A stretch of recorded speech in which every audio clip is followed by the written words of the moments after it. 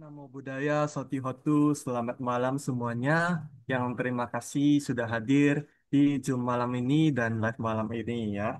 Dan hari ini kita akan mendengarkan ceramah Dhamma dari Romo Dasilo Lilik dan dengan judul Orang Baik. Nah, sebelum ini ya kita akan membacakan ya Parita Nama Karapata.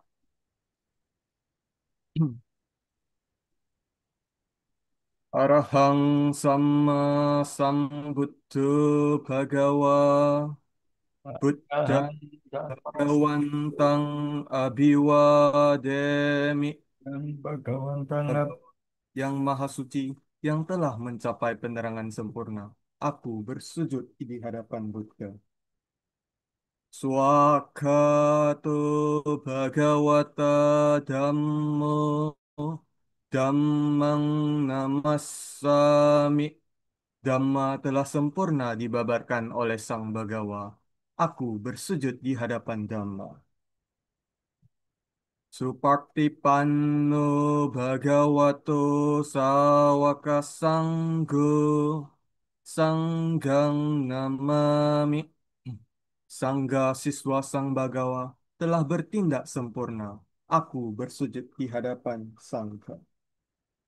Baiklah, kemudian kita akan menyambut em, kita akan menyambut ya pembacaan Dhammapada oleh Mr. Gunawan.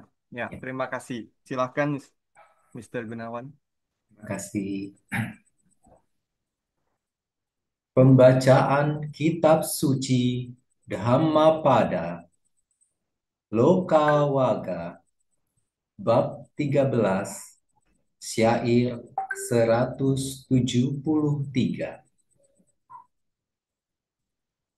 Ya sapang datang kamang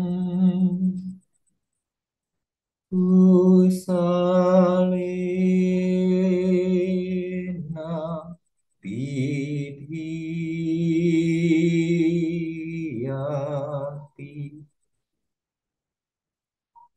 so imang lokang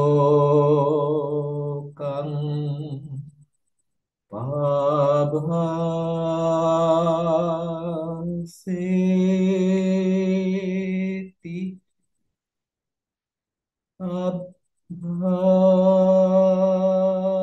Abhamutto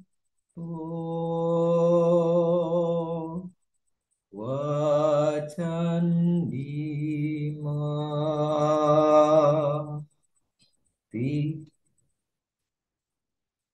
Barang siapa meninggalkan perbuatan jahat yang pernah dilakukan dengan jalan berbuat kebajikan, maka ia akan menerangi dunia ini bagaikan bulan yang bebas dari awan. Sadu, sadu, sadu.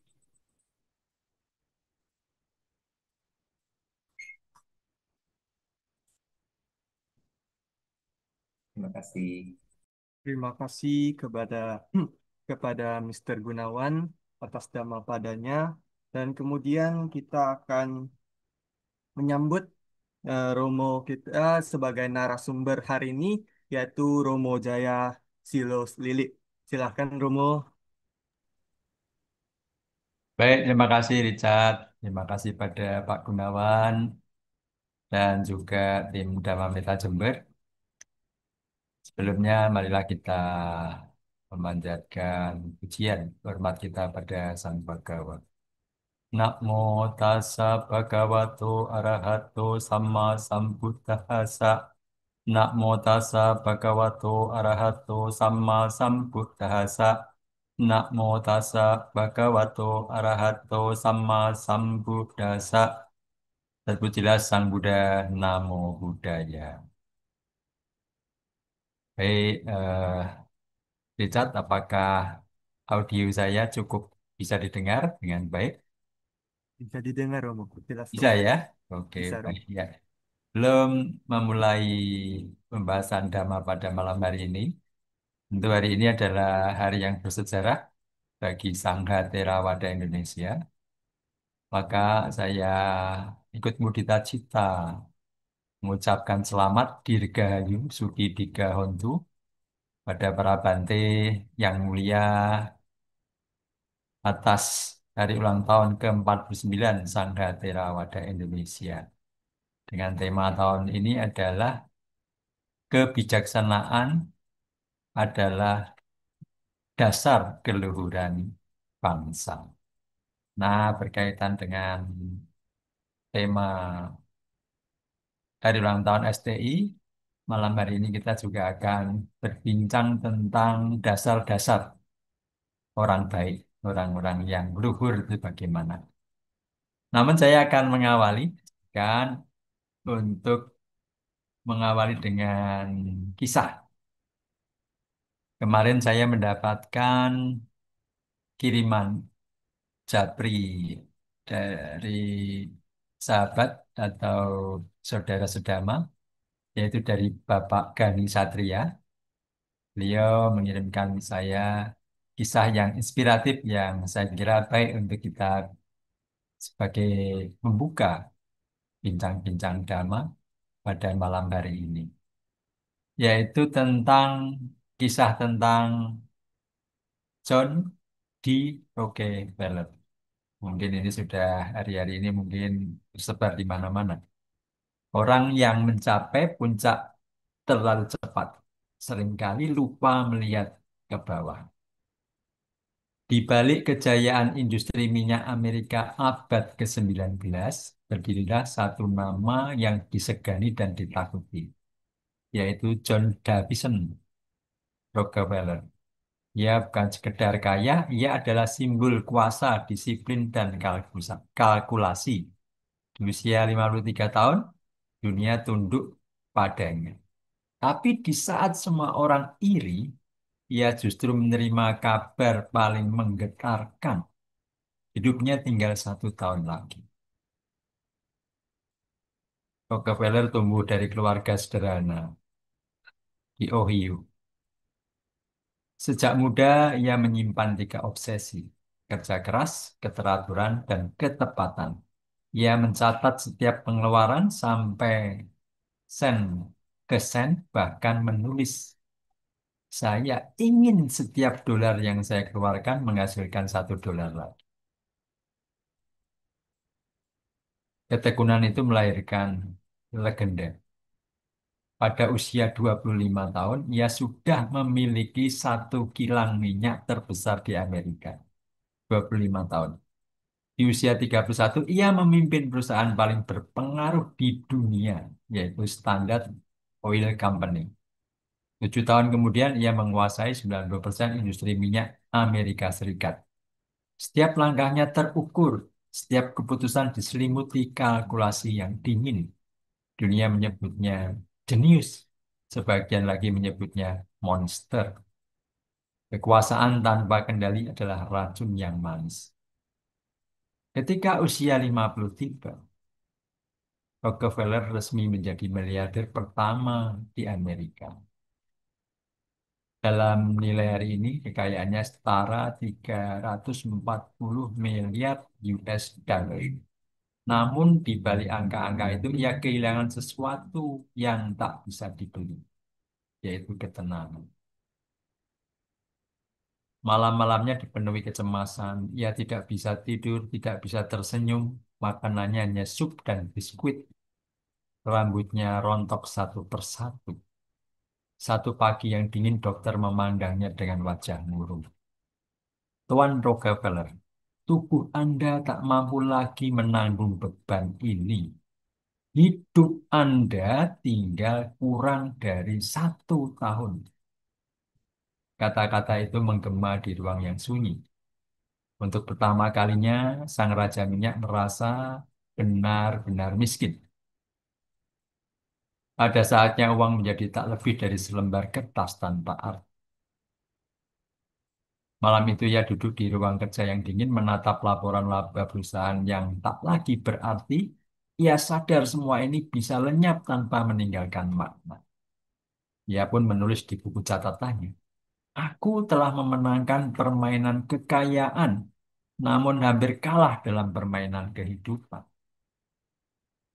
Keesokan harinya ia memanggil pengacara dan akuntannya. Dengan suara pelan tapi tegas ia berkata, atur ulang kekayaanku, donasikan untuk rumah sakit, penelitian medis, dan pendidikan. Para penasihatnya tertegun, tapi perintah itu adalah awal dari bab baik.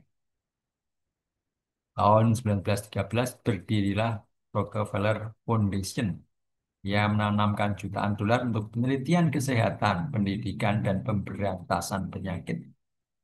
Dari yayasan itu lahir dukungan pada riset yang kelak menemukan penisilin. Jutaan nyawa diselamatkan dan nama Rockefeller berubah makna dari penguasa menjadi penyembuh. Kebaikan adalah investasi yang keuntungannya tak dapat dihitung. Keajaiban yang tak direncanakan. Anehnya ketika ia memberi, tubuhnya mulai pulih. Tidurnya membaik, senyumnya kembali, dan sakitnya berangsur reda. Tahun berganti dan vonis kematian itu tak pernah datang. Ia hidup di 44 tahun lagi hingga usia 97 tahun. Ibu, bapak, dan saudara-saudari, itulah kisah inspiratif yang dikirim oleh sahabat saya, Pak Gani Satria. Bagaimana kita mencatat seorang nama besar dengan sumbangsihnya, maka dia dikenal sebagai orang baik. Dengan dananya, dia dikenal sebagai orang yang baik. Setiap diri kita, setiap manusia sesungguhnya mempunyai sisi baik dan sisi buruk. Sisi hitam dan sisi putih. Sisi gelap dan sisi terang. Seperti kalau kita mengetahui atau mengenal lambang yin yang, maka di sisi sebelah ada warna hitam, di sebelahnya ada warna putih yang dominan. Namun di dalam warna hitam yang dominan ada setitik warna putih. Sebaliknya di warna putih yang dominan, di sisi lainnya ada setitik warna hitam. Artinya sesungguhnya tergantung diri kita akan membesarkan yang mana. Membesarkan yang hitam, membesarkan yang gelap, membesarkan yang sesat, membesarkan kejahatan-kejahatan dan keburukan. Atau sebaliknya, kita mau membesarkan yang putih, yang baik, yang terang. Bergantung sesungguhnya pada diri kita. Rama-ramani, Bapak, Saudara-saudari, maka malam hari ini kita akan mencoba sama-sama memperbincangkan orang baik itu seperti apa. Dasar-dasar orang baik itu seperti apa.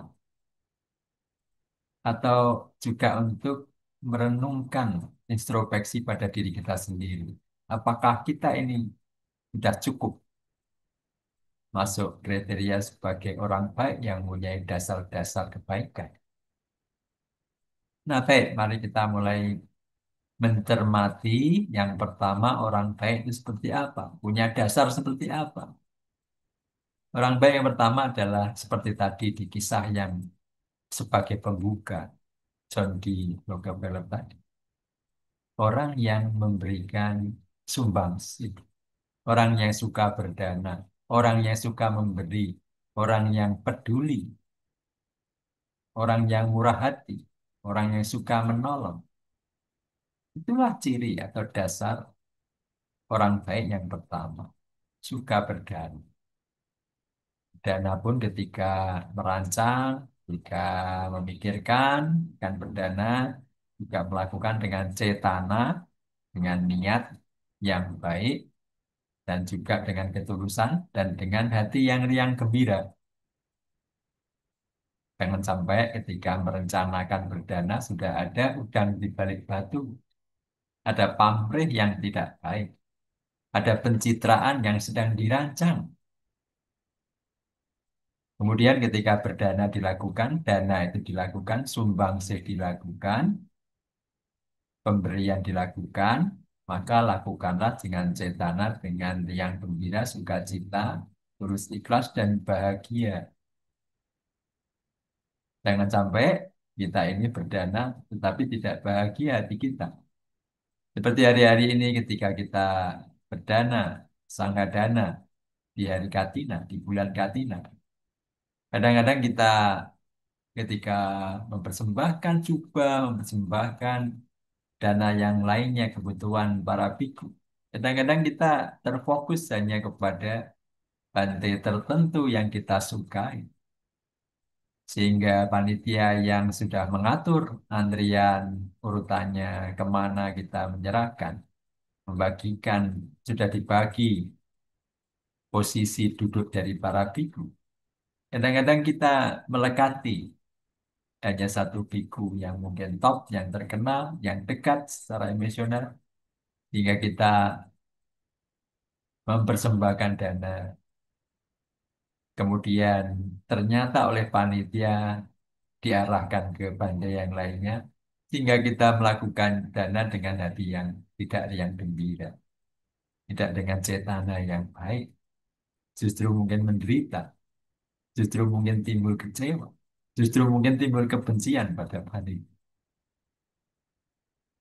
Demikian pula setelah berdana, harusnya setelah berdana hati kita, niat kita tetap sukacita. Jangan sampai timbul kecewa. Aduh, saya tadi sudah berdana, harusnya bukan ke A, harusnya ke B. Harusnya dana ini saya berikan pada orang lain saja atau ke lembaga lain saja. Ada rasa penyesalan. Jangan sampai begitu. Ya kita. Jadi ketika berdana, sebelum berdana, ketika berdana, setelah berdana, cetana kita, niat kita, suasana hati kita harus riang gembira, harus lepas, harus bahagia. Ibu, bapak, dan saudara-saudari, tentu dana juga bermacam-macam tingkatnya. Kepada siapa kita berdana, dampaknya, buahnya juga akan berbeda. Memberikan dana pada seseorang yang kemudian dipakai berjudi, yang kemudian dipakai mabuk, yang dipakai membeli narkoba, melakukan kejahatan, tentu lain hasilnya, buahnya. Apabila dananya diberikan, dana kita diberikan kepada orang yang silanya baik, orang yang betul-betul baik. Ibu, bapak, dan saudara-saudari, maka bijaklah di dalam berdana, supaya dana kita murni. Maka kemudian kita membahas yang kedua, dasar dari orang baik itu seperti apa? Apakah diri kita ini sudah cukup baik? Adalah orang yang mempunyai sila, menjaga moralitasnya dengan baik. Maka kalau orang menghindari membunuh makhluk hidup, menyakiti makhluk hidup, panatipata wiramani sikap padang sama diami, maka orang seperti itu adalah orang yang baik. Tidak mungkin orang yang tertib silanya seperti itu. Sila pertama tidak akan disebut sebagai tersangka atau terpidana pembunuhan. Tidak akan disebut sebagai pembunuh. Tidak akan disebut sebagai penganiaya. Ketika seseorang melaksanakan adina dana wiramani sikapa dan samadhyami, maka dia tidak mungkin disebut sebagai terpidana, tersangka, korupsi, koruptor, pencuri, maling, dan sebagainya yang enggak. Ketika seseorang tertib, disiplin silanya, praktek dengan baik, kami sumita cara wiramani sikapa dan samadhyami, maka dia adalah orang yang baik yang tidak mungkin disebut sebagai seorang pelakor, seorang pebinor, seorang perusak rumah tangga orang, seorang pemerkosa, tentu julukan atau label itu tidak akan terjadi bagi orang yang memegang sila ketiga dengan baik. Demikian pula ketika seseorang memegang, merawat, menjaga, memelihara silanya, sila keempat musawadah, wirama, misika, padang, sama, diami, maka dia juga tidak akan mungkin disebut sebagai seorang pemfitnah, pengadu domba, pembohong, penipu, maka tidak akan terjadi ketika seseorang melaksanakan merawat silanya dengan baik. Demikian pula ketika sila kelima betul-betul dipegang, betul-betul dirawat, dipelihara, maka tidak akan orang itu menjadi atau disebut sebagai pemabuk narkoba. Nah, sila kelima ini bisa mempengaruhi sila-sila pelaksanaan sila yang lainnya. Jika seseorang kesadarannya lemah, apalagi mabuk, maka dia bisa dengan mudah mencaci maki, sumpah serapah, berkata-kata kasar, bisa dengan mudah dia selingkuh, menyeleweng, berbuat asusila, dengan mudah dia pun tidak sadar mencuri, mengambil, atau bahkan bisa menyakiti dan membunuh makhluk hidup, membunuh orang. Itu Bapak Saudara-saudari, maka jagalah sila kita, rawatlah sila kita, peliharalah sila kita. Namun kemudian dana dan sila kita harus kita jaga dengan baik. Supaya bisa menjaga dana kita, sila kita dengan baik, maka kita harus mempunyai dasar yang ketiga yaitu bawana atau menjaga keawasan kita, selalu menghadirkan kesadaran kita, melihat ke dalam batin kita, supaya senantiasa kita bisa tahu ketika sila kita tidak tertib, ketika sila kita masih bolong-bolong istilahnya, masih kadang-kadang praktek, terjaga, kadang-kadang tidak. Ketika muncul hal-hal yang tidak baik, kita sudah tahu di dalam hati kita. Ketika yang hitam muncul, titik hitam yang muncul di dalam hati kita, setitik pun, sedikit pun, secercah sedikit pun, kita sudah mengetahuinya. Sehingga ketika kesukaan muncul, kita sudah mengetahuinya sejak awal. Jangan sampai menjadi kemelekatan, jangan sampai meningkat menjadi keserakahan, menjadi nafsu keinginan. Sebaliknya ketika ketidaksukaan muncul, setitik, secercah ketidaksukaan muncul dalam batin kita, kita pun tahu. Sehingga tidak mungkin akan menjadi kebencian. Bahkan tidak mungkin menjadi meledak, menjadi kemarahan. Itulah perlunya atau ciri atau dasar seseorang baik yang ketiga, yaitu bawana. Mengembangkan batinnya. Yang dikembangkan apa? Yang dikembangkan tentu yang luhur-luhur, yang baik-baik. Mengembangkan cinta kasih metanya. Mengembangkan karuna, rasa belas kasihannya. Mengembangkan muditanya, rasa simpati, rasa empatinya. Ketika itu sudah ada, kita kembangkan, kita jaga, jangan sampai berkurang. Tetapi ketika yang muncul di dalam batin kita adalah loba, dosa, dan moha, maka kita harus cepat-cepat istilahnya untuk mengurangi, memotong, dan menghilangkannya di dalam pikiran kita. Itulah gunanya kita berlatih meditasi, berlatih bawana, mengembangkan yang baik-baik. Sebaliknya, memotong yang buruk-buruk. Ramah-ramah ibu bapak dan saudara-saudari. Nah, sekarang yang keempat, dasar orang itu bisa disebut baik atau tidak adalah ketika dia bisa memberikan penghormatan, rasa hormat, menghormat pada orang yang patut dihormat, pada orang tua kita utama. Seburuk apapun orang tua kita harus menghormatinya, apalagi baik. Guru-guru kita, orang-orang yang berjasa pada kita, kita wajib menghormatinya.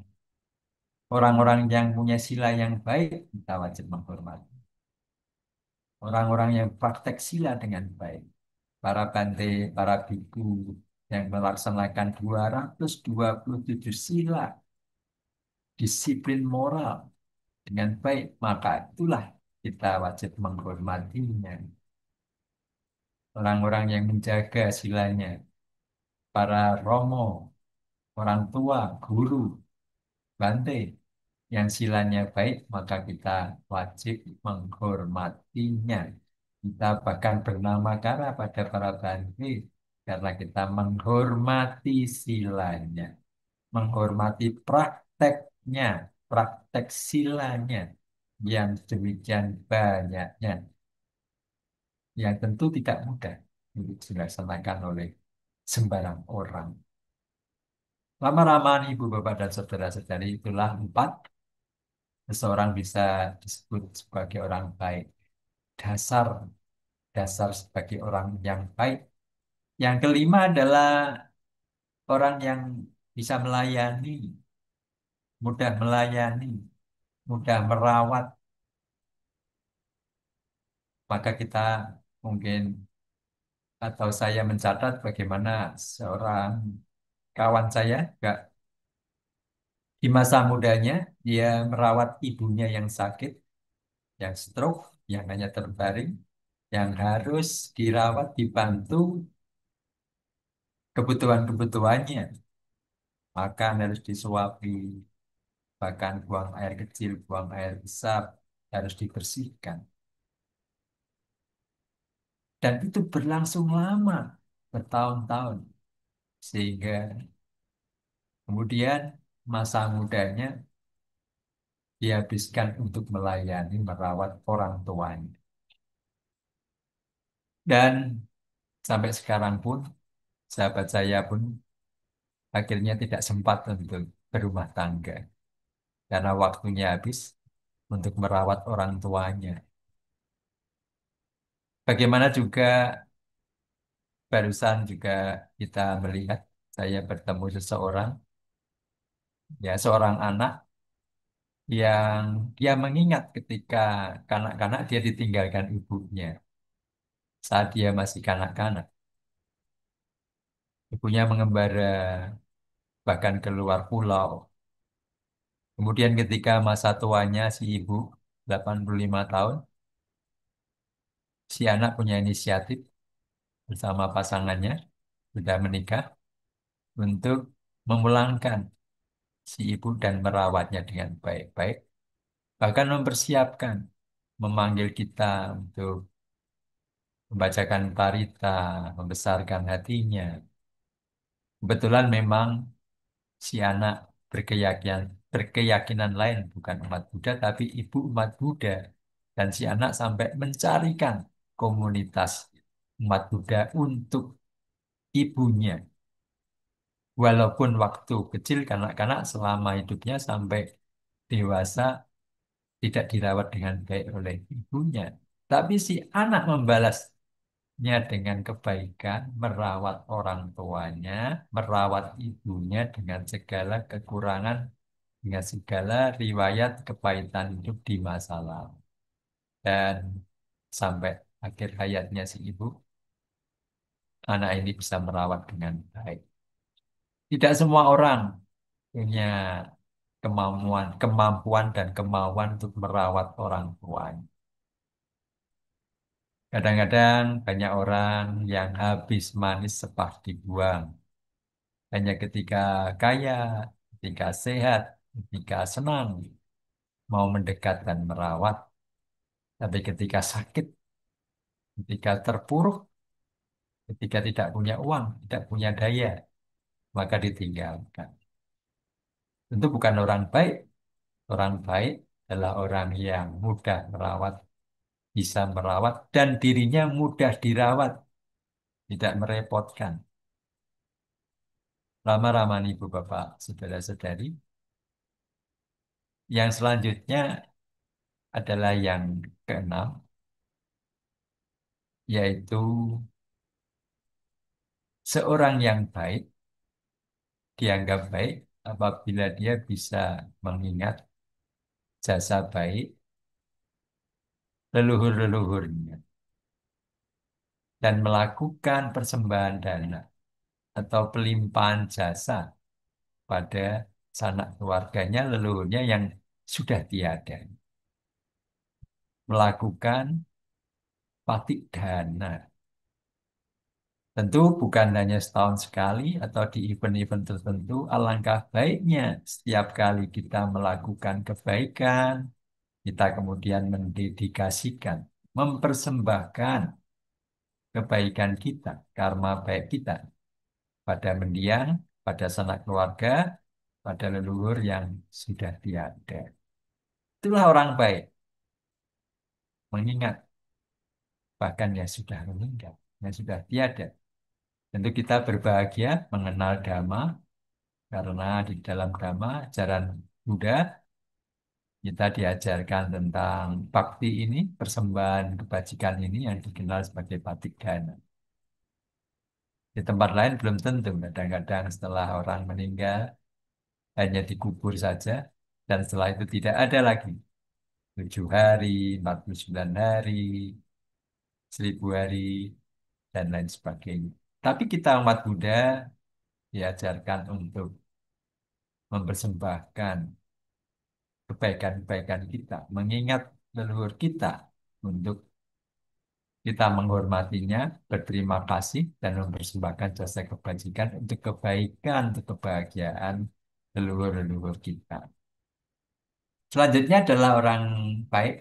Yang selanjutnya adalah punya dasar, yaitu yang dinamakan ikut senang ketika melihat seseorang melakukan kebaikan kepada leluhurnya. Seseorang yang melakukan patigana, patanumodana. Jadi kita bukan hanya senang, bukan hanya mudita cita ketika melihat seseorang melakukan kebaikan pada sesama makhluk hidup, pada sesama manusia. Tetapi juga seorang yang baik, ini dasar kebaikan adalah ketika hatinya senang, pikirannya bahagia ketika melihat orang lain, keluarga lain melakukan pelimpahan jasa, melakukan patigana, menghormati leluhurnya. Itulah orang baik, dasar orang baik. Kemudian yang ke-8,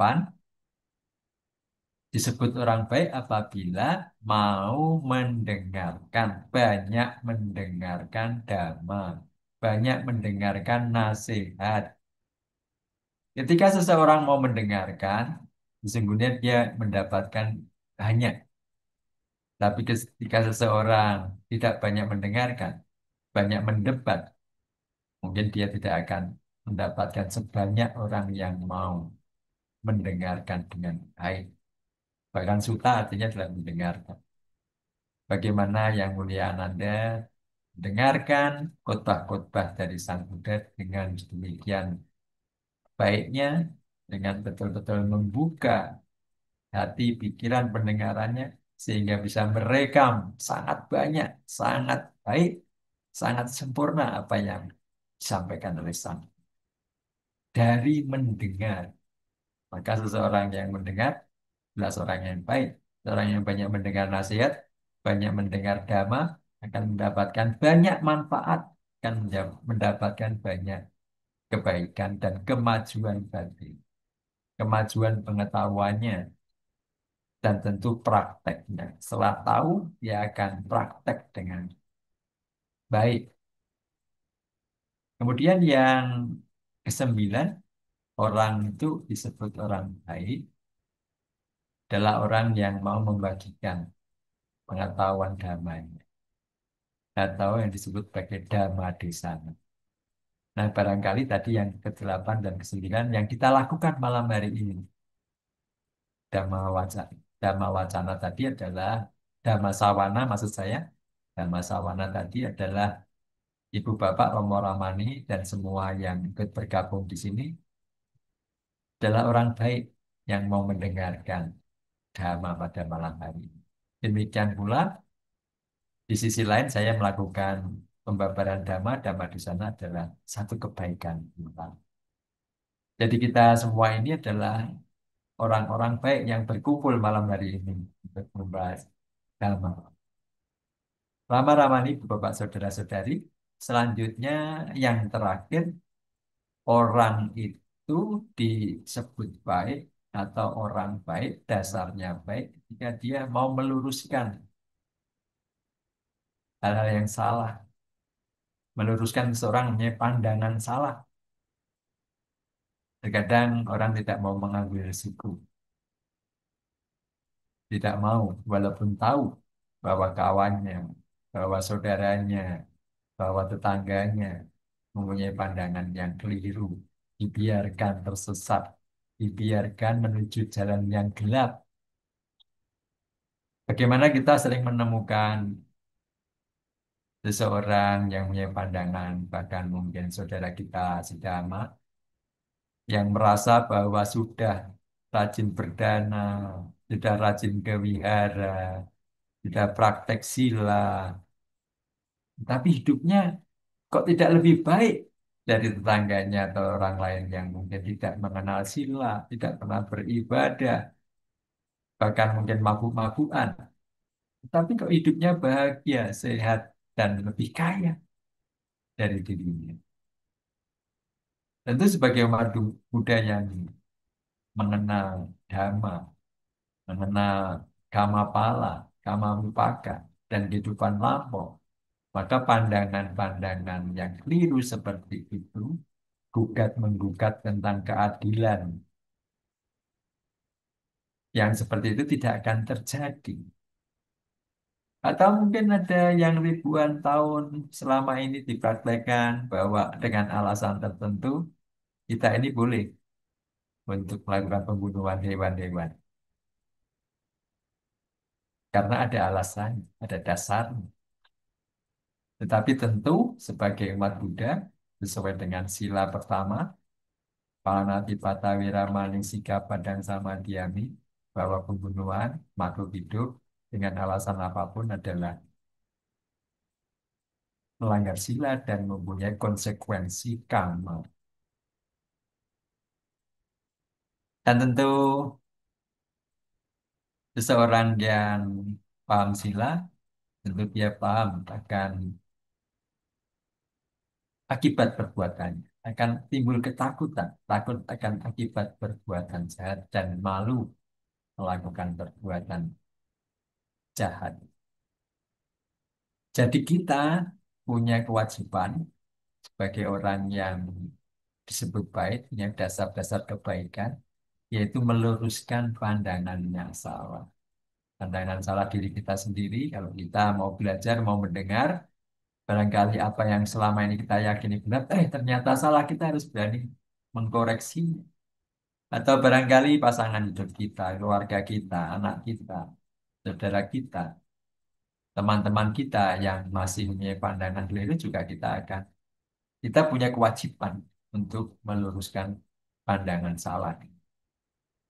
Umpamanya punya pandangan bahwa asal yakin pada Sang Buddha pasti akan setelah meninggal akan terlahir di alam surga. Nah, apakah ini pandangan yang betul ataukah pandangan yang keliru? Nah, ketika ada seseorang yang punya pandangan demikian, maka kita wajib untuk dengan komunikasi yang baik, dengan waktu yang tepat, tempat yang tepat untuk meluruskan pandangan-pandangan yang keliru. Jangan sampai kita ini memberi nasihat, meluruskan, tapi malah menimbulkan masalah baru, menimbulkan tidak sukaan, melukai orang lain, bahkan keyakinan orang lain, menyinggung keyakinan orang lain. Rama-ramani Bapak saudara-saudari, itulah tadi 10 dasar-dasar seseorang itu dianggap baik atau tidak baik. Kalau tadi yang kita sebutkan adalah 10 dasar orang yang baik. Disebut baik adalah orang yang mempraktekkan 10 kebaikan-kebaikan itu. Nah, Ibu Bapak Saudara-saudari, di antara kita mungkin ada yang terlahir di tempat yang terang, yang kaya raya, punya kekuasaan, tetapi juga di sisi lain ada yang terlahir karena kumpulan timbunan karma yang di masa lampau, maka hidupnya miskin papa menderita, susah payah dalam kehidupan ini, penyakitan dan sebagainya. Nah, ketika kita terlahir di tempat yang terang, banyak hoki, banyak rezeki, kaya raya, punya kekuasaan, tirulah tadi John Rockefeller tadi. Dengan kekayaannya, dengan sumbangsihnya, melakukan kebaikan. Karena sesungguhnya orang yang punya kuasa, punya kekayaan yang berlimpah, cenderung atau punya kesempatan untuk menyimpang, untuk menyeleweng. Karena demikian mudahnya seseorang untuk menggunakan kekayaan, kuasanya, untuk membeli senjata, membeli alat-alat untuk mencelakai, atau membunuh orang lain atau musuh-musuhnya saingannya. Seseorang bisa dengan kekayaannya, kuasanya menyuruh pemburu bayaran untuk menyingkirkan lawan-lawannya, lawan politiknya, lawan bisnisnya. Atau seseorang bisa memerintahkan karena kekuasaannya untuk menjatuhkan bom, untuk menjatuhkan atau mengerahkan pesawat tempur untuk membunuh atau memusnahkan musuh-musuhnya. Hati-hatilah ketika kita punya kekayaan.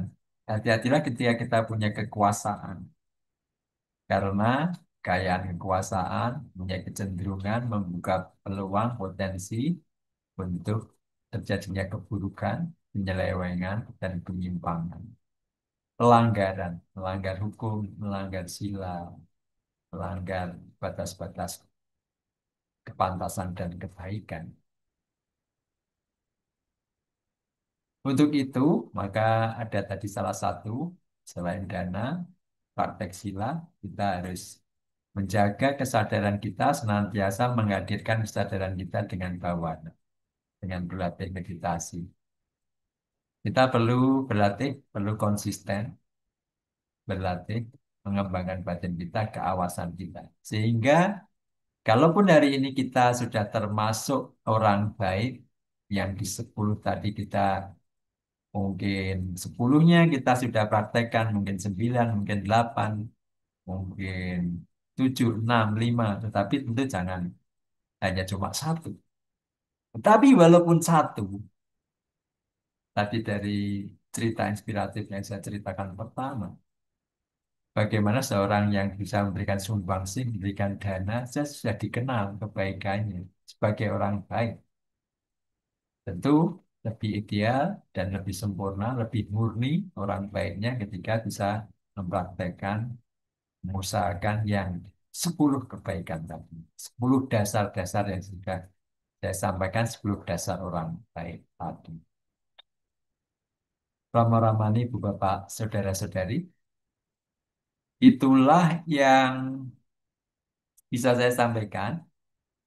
Semoga kita semua kalau hari ini masih ternyata setelah mendengarkan uraian Dhamma malam hari ini, ada beberapa yang perlu ditingkatkan dari 10 tadi, maka kita tingkatkan. Kalau sudah, ya kita jaga. Kalau belum, kita mulailah hari ini melangkah menuju ke arah yang baik, ke level yang baik. Demikian, Sabi Sata Bhawantu Sukitata. Semoga semua makhluk hidup berbahagia. Sadu, sadu, sadu. Baik, waktu saya kembalikan pada Richard. Baik, Rum. Saya ada sedikit pertanyaan. Saya izin bertanya ya. Ini kita juga tahu semua ada kisah Robin Hood. Nah, kisah Robin Hood ini kan membantu yang miskin, tapi mencuri dari orang-orang kaya. Nah, ini secara dhamma mungkin dia dianggap baik oleh orang yang dibantu, ya, tapi dianggap jahat oleh eh, yang dicuri. Juri. Nah, tapi kalau secara dhamma, bagaimana idealnya dan secara universal kita menilai atau menentukan seseorang itu baik atau tidaknya. Jadi Ya, dari baik pertanyaan yang memberi semangat terima bagi kasih kita Romo. ya. Kisah Robin Hood, bagaimana dia seorang penjahat ya. Di sisi lain dia penjahat ya karena melakukan kejahatan, mencuri, mungkin merampok. Di sisi lain oleh orang-orang yang menerima kebaikannya dia dianggap sebagai pahlawan kan. Nah dari sisi dhamma bagaimana? Apakah di sisi ketika dia mencuri, merampok, artinya dia melakukan apa? Melakukan pelanggaran sila kedua. Adinadana Weramani Sikapadang sama dia. Mencurinya itu, merampoknya itu, mengambil barang yang tidak diberikan adalah pelanggaran sila. Bahkan pelanggaran hukum. Sehingga semua yang dilakukan, semua yang jadi sebab akan menjadi akibat. Benih yang ditanam akan berbuah. Maka tadi melanggar sila kedua, tentu dia akan menerima karma buruk karena perbuatannya mencuri, mengambil barang yang tidak diberikan. Di sisi lain, dia berbuat baik dengan membagikan, membantu orang-orang yang barangkali kelaparan, yang membutuhkan bantuan kalau tidak menerima bantuan makan, akan sakit, bahkan akan mati. Nah, ini tentu juga ada buahnya. Buah kebaikan dari memberi, buah kebaikan dari sumbangsih tadi juga akan berbuah. Buahnya tentu adalah kecukupan, kemakmuran. Kalau memberikan makan, dia juga tidak akan kekurangan makan di kehidupan berikutnya. Tapi di sisi lain ketika dia tadi mengawali kebaikan dengan mengambil barang yang tidak diberikan dengan mencuri, buahnya adalah kekurangan, kemiskinan di kehidupan-kehidupan yang akan datang. Jadi satu cerita Robin Hood ini semuanya mengandung konsekuensi karma, ya kan? Terus kemudian juga cerita manisnya seperti itu. Tapi tentu kalau dilanjutkan, barangkali dia akhirnya tertangkap, barangkali dia akhirnya dihukum, sehingga dia akhirnya juga tidak hanya dikenang sebagai pahlawan, tetapi dikenang sebagai orang yang melanggar hukum, melanggar sila. Nah, sebaiknya kita harus betul-betul menyempurnakan kebaikan kita. Nah, kasus Robin Hood kan melakukan kebaikan tidak sempurna, tidak murni, karena sumbernya didapatkan dari kejahatan. Maka kita harus memurnikan, harus hati-hati ketika berbuat, harus bijaksana. Maka kita harus berlatih bawana, meditasi, untuk betul-betul mengerti apa yang kita lakukan ini seolah-olah baik, seolah-olah bermanfaat, tapi ternyata ada hal-hal yang dilanggar, hal-hal yang salah, seperti di dalam cerita Robin Hood. Kira-kira begitu, Richard. Jadi kita tetap harus mengerti setiap tindakan kita ada konsekuensi karma, ada buahnya. Demikian. Baik, terima kasih Romo. Dan kemudian mungkin menurut banyak orang ya, jadi orang baik itu lumayan berat ya, dan jadi orang jahat itu gampang sekali. Nah, menurut Romo ini bagaimana? Ya, pandangan Iya, Romo iya, terhadap begini bagaimana, Romo? iya, iya. Terima kasih, Romo. Maka tadi di penutup kan saya mengingatkan bahwa apalagi ketika kita punya kekuasaan, mempunyai kekayaan, kecenderungan untuk menyimpang, kecenderungan untuk menyeleweng, kecenderungan untuk melanggar itu gampang. Orang yang punya kekayaan kan mudah istilahnya untuk membeli minuman keras yang mahal harganya. Akan mudah untuk barangkali selingkuh dan sebagainya, asusila dan sebagainya. Karena kekayaannya, karena kekuasaannya. Dengan kekayaannya seorang dengan mudah untuk memerintahkan. Tadi saya bilang umpamanya menyingkirkan orang yang tidak disukai. Bahkan bisa menyewa membayar pembunuh bayaran. Hati-hati dengan kekayaan dan kekuasaan. Jadi memang seolah-olah orang itu gampang sekali, mudah sekali untuk melakukan keburukan, kejahatan. Seolah seperti itu. Bagi orang-orang yang tidak mengetahui tentang tadi dasar-dasar orang baik atau tidak mengenal sila, tentu akan lebih mudah untuk melakukan keburukan karena dia tidak mengetahui sudah melanggar sila dan tidak mengetahui sudah melanggar hukum. Sehingga apa yang dia lakukan seolah benar, ternyata salah.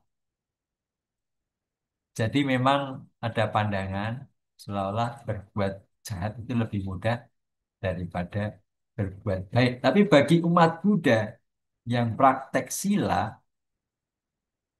berbuat buruk adalah susah. Contohnya, kalau kita betul-betul praktek sila, panatipata wira manisika padang sama diam ini. Ketika ada nyamuk aja di kamar kita,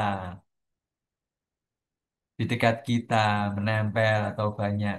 Sebagai umat Buddha, harus berpikir dulu, berpikir ulang. Tidak serta-merta menepuk nyamuk, membunuh nyamuk, menyemprot dengan Baygon dan merek-merek lainnya. Tentu sebagai umat Buddha adalah hal yang tidak mudah untuk membunuh. Walaupun itu seekor nyamuk. Tiba-tiba ada tikus masuk ke ruangan kita. Kita juga mengambil tindakannya tidak serta-merta membunuhnya. Ada pertimbangan-pertimbangan sehingga karena sila kita sudah terkristalisasi sehingga satu hal yang susah, yang sulit untuk berbuat jahat. Kalau orang lain mungkin malah dalam kasus nyamuk tadi, orang lain mungkin beli raket elektrik dan dipakai untuk membunuh nyamuk itu semakin banyak suaranya cetak cetak cetak cetik cetik cetik semakin puas semakin senang. Bagi kita umat Buddha yang tahu sila, maka itu adalah satu hal yang sulit, satu hal yang tidak mudah dilakukan. Apalagi ketika kita diingatkan diri dan otapa, diri malu berbuat jahat. Mau berbuat jahat itu malu. Mau dilihat orang, nggak dilihat orang, ketahuan atau tidak, kita sudah timbul rasa malu yang dinamakan diri. Malu berbuat jahat. Dan takut akan akibatnya. Nah ini, takut akan akibatnya. Ada buah karma di kemudian hari. Nah, inilah yang membuat seorang umat Buddha sulit, susah untuk melakukan pelanggaran sila atau berbuat buruk, berbuat jahat. Jadi beruntunglah Richard, kita ini mengenal Dhamma, sehingga tadi yang dikatakan pandangan bahwa lebih mudah berbuat jahat daripada berbuat baik. Bagi umat Buddha tidak berlaku, bahwa susah berbuat jahat. Tidak mudah berbuat jahat, lebih mudah berbuat baik, tapi harus dijaga keawasan kita, kesadaran kita, supaya kita nantiasa menjadi orang baik. Ya, praktekkan yang 10 tadi, step by step, atau perlahan-lahan, tapi berjuang konsisten untuk bisa mempraktek. Kira-kira begitu, Richard. Silakan. Betul, Romo. Terima kasih, Romo. Dan juga kalau misalnya nih, hmm, kita dikelilingi sama orang-orang yang bisa dibilang kurang baik atau belum sempurna ya. Jadi kita juga kan istilahnya kita biasa bisa keikut, nah, keikut sama orang-orang di sekitar kita. Nah, bagaimana kita bisa lebih menjaga diri kita. Ya, gitu, Ya, Romo. Ya, ya, kasih, Romo. betul itu. Di pepatah Jawa ada pepatah. Richard tahu bahasa Jawa nggak ya? Tahu, Romo. Tahu ya? Nah, ini Kurang coba. tahu, Romo. Ada kata-kata ojo cedak kebu gupa. Tahu artinya nggak kira-kira? Tahu, Romo. Nggak tahu ya? Ojo, ojo itu jangan. Cedak itu mendekat. Kebu itu kerbo. Gupa itu mandi lumpur. Kerbo kan senang mandi lumpur ya. Jadi jangan dekat-dekat kerbo yang sedang mandi lumpur. Artinya adalah kalau kita mendekat ke kerbo yang sedang mandi lumpur, apa akibatnya? Kita akan terkena lumpurnya, terkotori oleh lumpurnya. Demikian pula ketika kita tidak bisa menjaga sila kita, menjaga diri kita dengan baik, maka kita bisa ikut terkotori diri kita karena pergaulan kita. Karena kita tidak bisa menjaga diri, memilih kawan, memilih lingkungan, sehingga bisa terkotori oleh lingkungan kita, oleh kawan kita. Kalau kita berkumpul dengan kawan-kawan yang suka merokok, barangkali juga kita akan mudah ikut-ikutan merokok. Kalau kita berkumpul dengan orang yang mabuk-mabukan, bahkan narkoba, mungkin juga kita akan mudah untuk terseret, hanyut, dan ikut terkotori karena mendekat kerbau yang sedang mandi lumpur tadi. Maka bagaimana caranya? Sila. Rawatlah sila dengan baik. Jagalah sila dengan baik. Dan bukan hanya sila, praktekkanlah meditasi. Melihat ke batin kita, keawasan kita, kesadaran kita. Saat ini saya sedang apa? Sering-seringlah bertanya pada diri kita. Saat ini saya sedang apa? Hingga ketika muncul keinginan-keinginan buruk, loba, kita sudah tahu sejak awal. Dan tidak akan melakukannya keburukan itu. Demikian pula ketika kita menyadari bahwa timbul ketidaksukaan, kebencian pada seseorang, kita tahu sehingga tidak menjadi kemarah. Itulah gunanya. Itulah caranya menjaga diri kita, memagari diri kita supaya tidak terseret pada lingkungan kita, supaya tetap teguh menjaga kemurnian sila kita. Nah, tugas kita ketika kita berada di lingkungan yang sekiranya tidak betul, tadi yang ke-10 penutupnya adalah kewajiban kita di tiju kama, meluruskan orang-orang mempunyai pandangan yang salah. Orang-orang yang ketika punya masalah, punya perkara, larinya bukan meditasi, larinya malah mabuk-mabukan. Nah, kita punya kewajiban untuk meluruskan orang yang mempunyai pandangan yang salah, pandangan yang keliru, supaya tidak berlanjut menjadi keburukan. Jangan sampai menyelesaikan masalah maunya malah membuat masalah baru.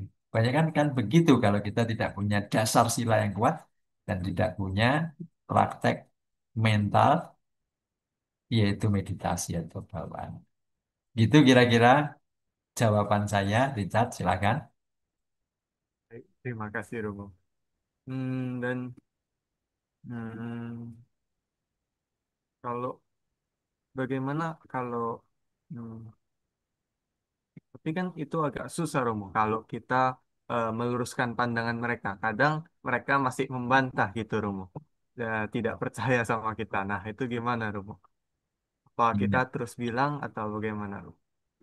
ya, memang supaya seseorang bisa bijaksana, bisa baik, memang harus mau mendengar, mau mendengar. Syaratnya mau mendengar. Ketika kita mau mendengar, maka kita mendapatkan banyak. Seperti tadi yang mulia Ananda, banyak mendengar, dia mendapatkan begitu banyak ajaran nasihat-nasihat dari Buddha yang kemudian dituliskan hingga sampai sekarang bisa kita nikmati, memberi manfaat pada kita. Maka tentu kita tidak bisa memilih-milih 100% kawan kita atau seseorang yang punya karakter seperti yang mulia Ananda yang mau banyak mendengar.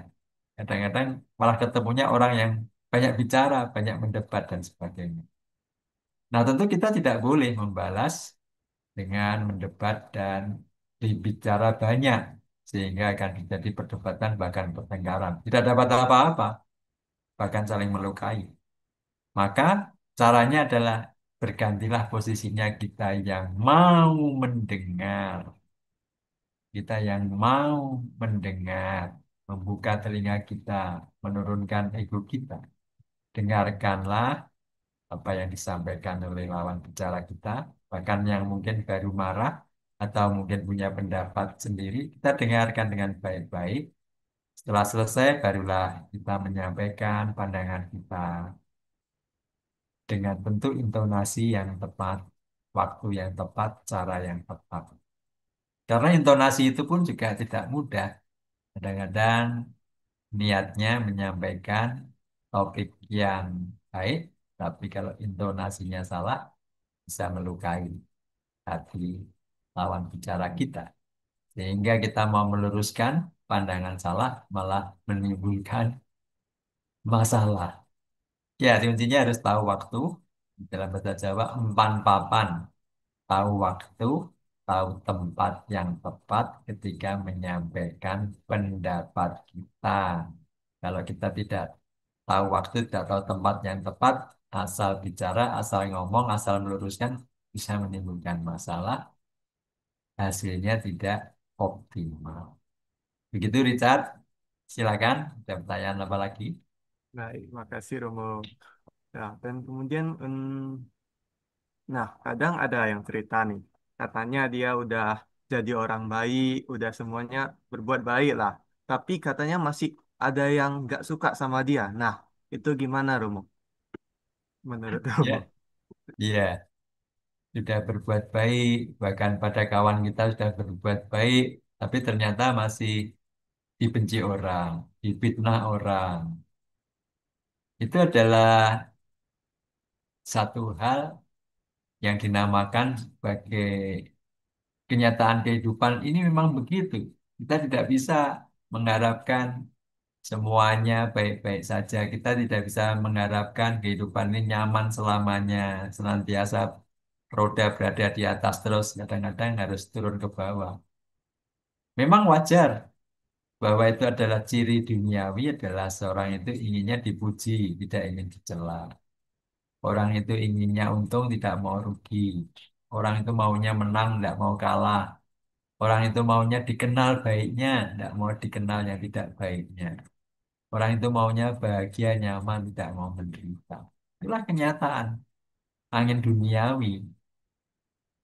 Nah, ketika kita tahu itu, kita tentu bisa merespon setiap peristiwa apapun yang kita alami, termasuk tadi, harusnya kita dipuji karena kebaikan kita, ternyata malah dicela, difitnah.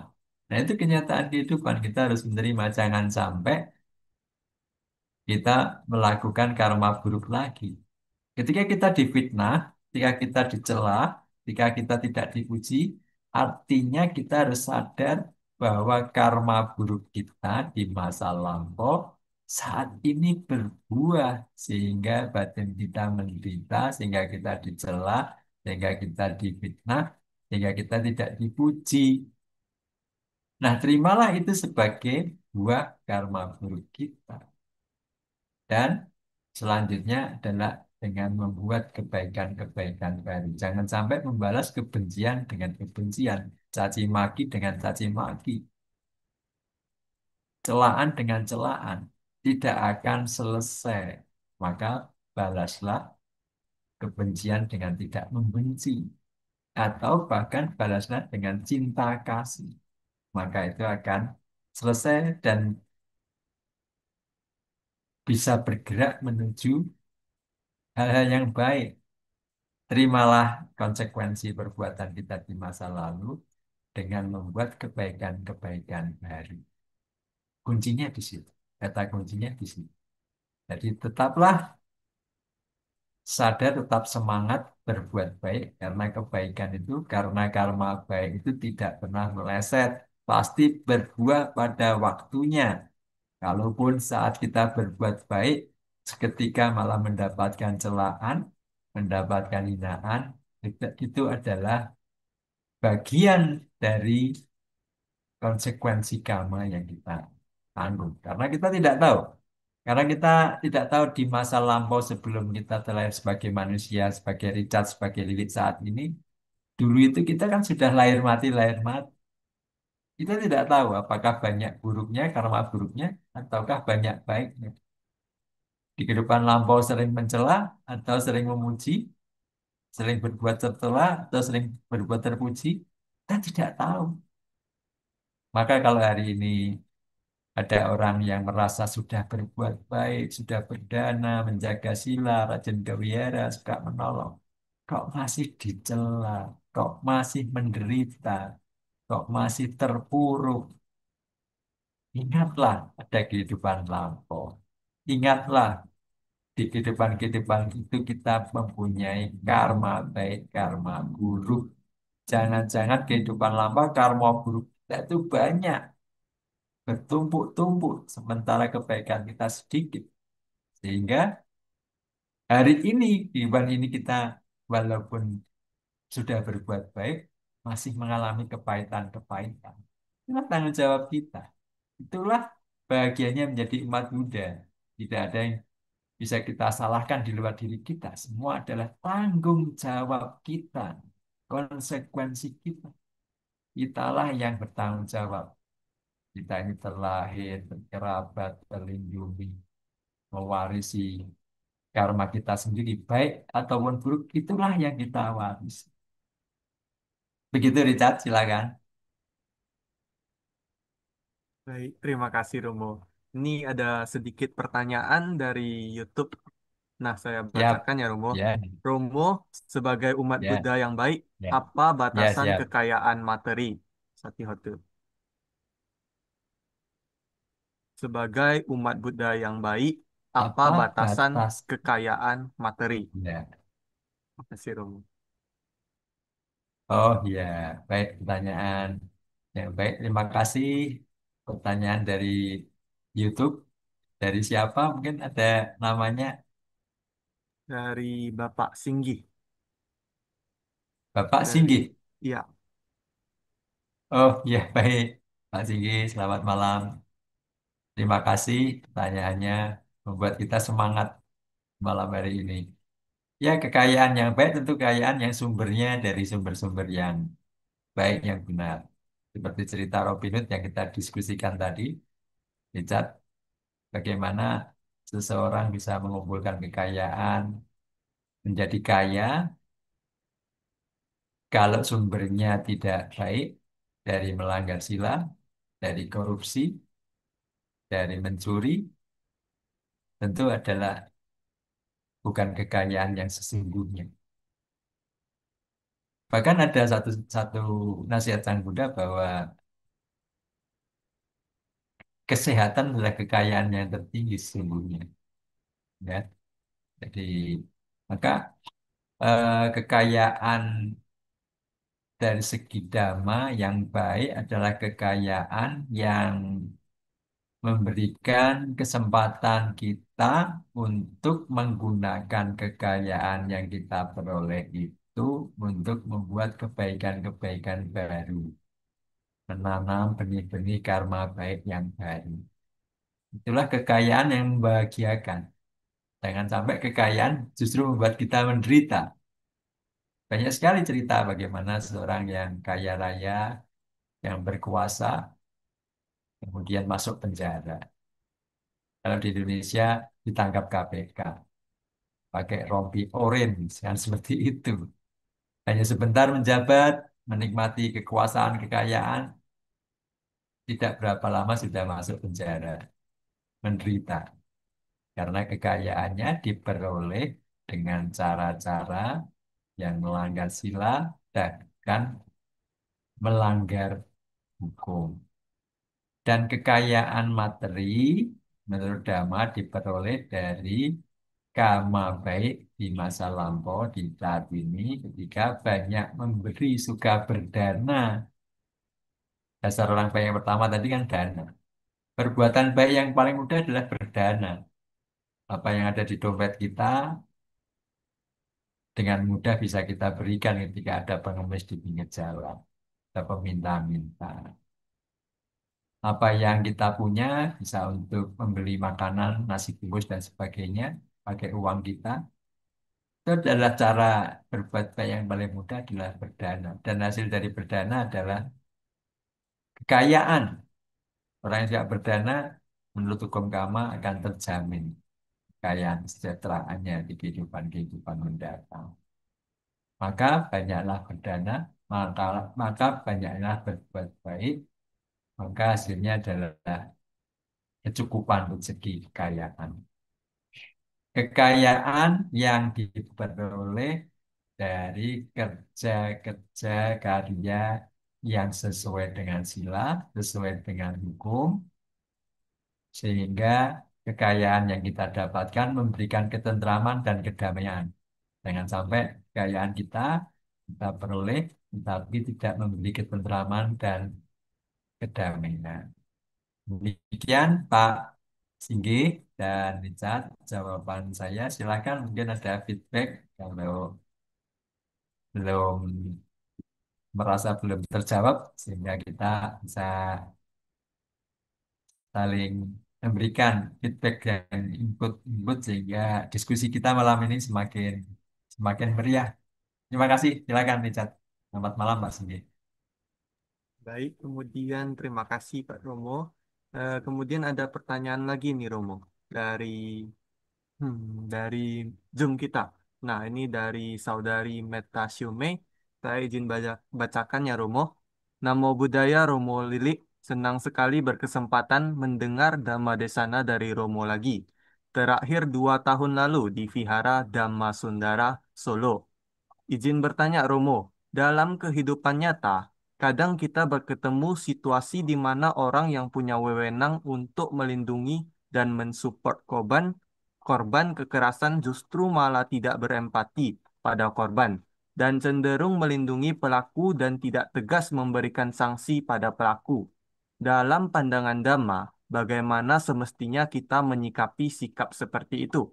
Apakah diam saja dan tidak bertindak terhadap keadilan juga termasuk bentuk pelanggaran moral dan bukan orang baik? Anumodana Romo. Ya, baik. Dari Meta ya, pertanyaan yang Amin. cukup dilematis ketika orang mengalaminya ya. Tapi kalau dihubungkan dengan topik kita malam hari ini, ada kewajiban kita sesungguhnya untuk meluruskan hal-hal yang tidak baik atau tidak benar. Dan itu memang mengandung konsekuensi, kadang-kadang ada risiko-risiko besar jika kita meluruskan hal-hal yang salah untuk bisa menjadi benar. Kadang-kadang memerlukan pengorbanan, kadang-kadang juga memerlukan harus berani menempuh risiko. Bahkan harus berani sedikit terkotori. Seperti tadi ketika kita bilang, kalau dekat-dekat kerbau yang sedang mandi lumpur, kalau kita pun mendekat hal-hal yang berisiko, kadang-kadang kita juga akan mengalami dampaknya. Tetapi kita harus mendasari setiap langkah, pikiran, ucapan, perbuatan kita adalah dengan niat untuk rela berkorban untuk melakukan kebaikan. Ya tentu semuanya memerlukan langkah-langkah yang tepat waktu dan tepat tempat. Sehingga keinginan kita menyelesaikan masalah, melindungi dan sebagainya tidak menimbulkan masalah yang baru. Yang pertama adalah jangan tergesa-gesa di dalam bertindak, membuat keputusan. Cobalah untuk memikirkannya dengan penuh ketenangan, sehingga apa yang kita putuskan, kita perbuat adalah sesuatu yang memberikan manfaat bagi diri kita dan bagi orang yang akan kita tolong, yang kita bantu. Terkadang kita ini menghadapi situasi dengan kepanikan, dengan ketergesaan, dengan terburu-buru, sehingga niat kita untuk menolong justru menjadi sesuatu masalah baru atau perkara baru. Jadi ibu bapak saudara-saudari atau tadi dari Meta, di dalam melakukan tindakan apapun, ucapan kita, keputusan kita, cobalah untuk mengambil jeda waktu, tidak reaktif, untuk memikirkan dari banyak segi, banyak hal dan pertimbangan, sehingga keputusan kita, tindakan kita adalah tindakan yang baik bagi kita dan bagi orang lain dan orang yang kita tolong. Demikian Meta, jadi tetaplah bersemangat untuk membuat kebaikan, walaupun ketika membuat kebaikan niat kita menolong itu ada resiko, tapi tempuhlah dengan cara-cara yang bijak. Karena kita ini memang punya kewajiban, punya benih-benih bodi yang baik, benih-benih kebudayaan yang tentu memerlukan pengorbanan. Ingat ketika Bodhisatta sebagai seorang pertapa di zaman Buddha yang terdahulu, dia mengorbankan dirinya ketika ada seorang Buddha yang melewati parit yang berlumpur, dia membaringkan tubuhnya sebagai jembatan yang akan dilalui oleh Buddha. Walaupun tentu setelah berbaring di lumpur dia akan terkotori. Tapi niat baik dia, pengorbanan dia akhirnya membuahkan hasil yang luar biasa karena tekadnya di tanah yang kuat, bahkan akhirnya menjadi Sang Buddha yang kita kenal sekarang. Itulah cerita yang barangkali bisa menginspirasi kita bahwa pengorbanan diperlukan ketika seseorang berbuat baik. Tidak hanya berbuat baik hanya dengan cara-cara yang aman dan nyaman saja. Kadang-kadang kita perlu berkeringat, kita perlu berdarah-darah untuk berbuat baik, melakukan kebaikan. Demikian, semoga bisa menjawab Richard dan Ibu Meta atau Saudari Meta. Terima kasih. Terima kasih Romo. Dan kemudian terkadang kita ada yang nanya, kadang bisnis itu kalau jujur itu biasa untungnya dikit-dikit aja. Tapi kalau udah bohong, malah makin lancar atau makin smooth lah, makin banyak untungnya bosku. Apa itu termasuk melanggar sila keempat? Nah, contohnya misalnya di platform-platform online yang jual produk online, nah itu kan harganya kadang dinaikin dulu baru didiskon. Nah itu termasuk nggak kalau sama sila keempat, melanggar sila keempat nggak, Romo? Ya,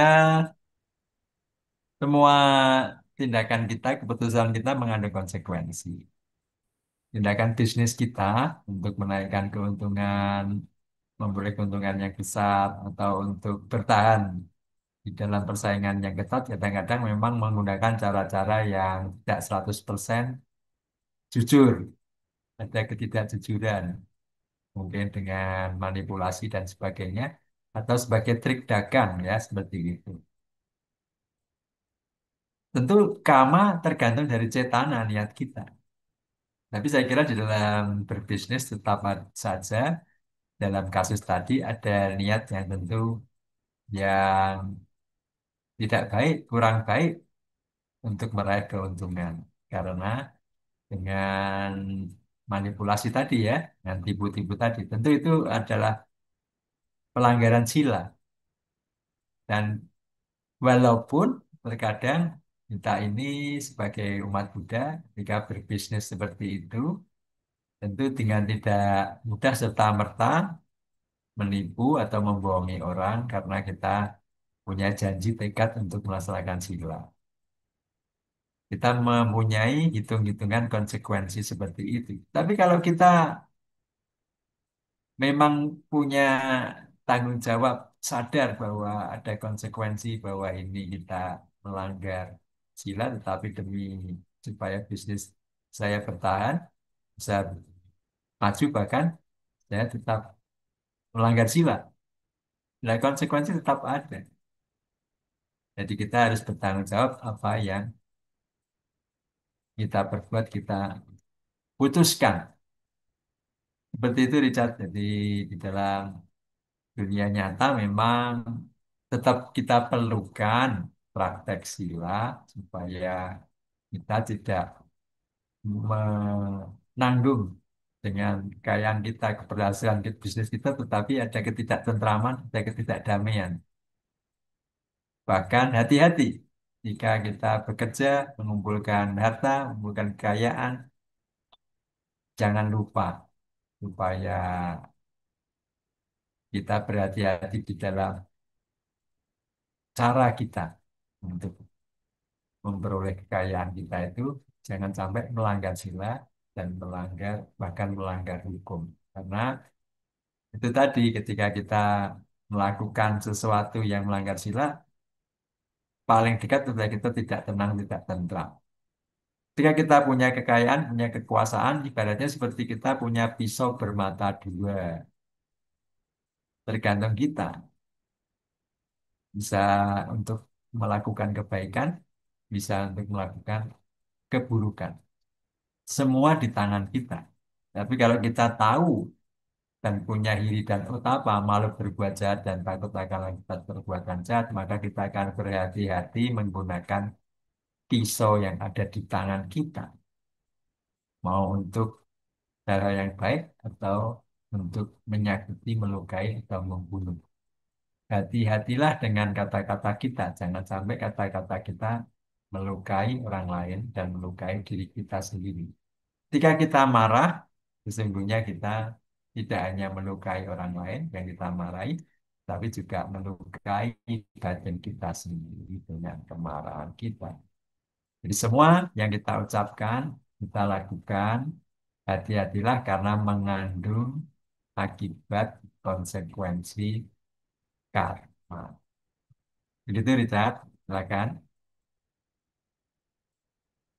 Baik, Romo. Artinya agak susah nih di bisnis, Romo. Oke, kemudian, hmm, nah, bagaimana kita mengimbangi kewajiban dan hak antara orang tua dan anak, Romo? Bagaimana kita mengimbangi kewajiban dan hak antara orang tua dan anak? Oh ya, itu ada di dalam panduan ya, dalam nasihat Sang Buddha, bagaimana kewajiban orang tua kepada anak, hak orang tua pada anak, dan sebaliknya, bagaimana seorang anak punya kewajiban kepada orang tuanya.